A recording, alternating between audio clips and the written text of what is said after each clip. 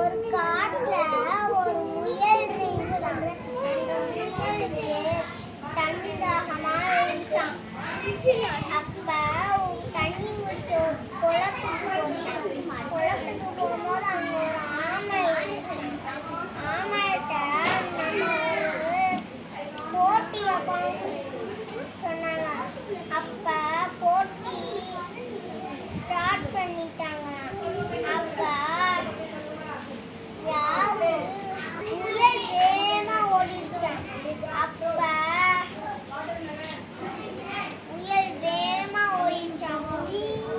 முயலுக்கு தூக்கம் வந்துச்சாம். அப்ப தூக்கம் வந்தோட மரத்துல போய் தூங்கிடுச்சாம். ஆமை மெதுவா நடந்து போய் அந்த கோட்டை தொட்டுச்சாம். ஆமை வின் பண்ணி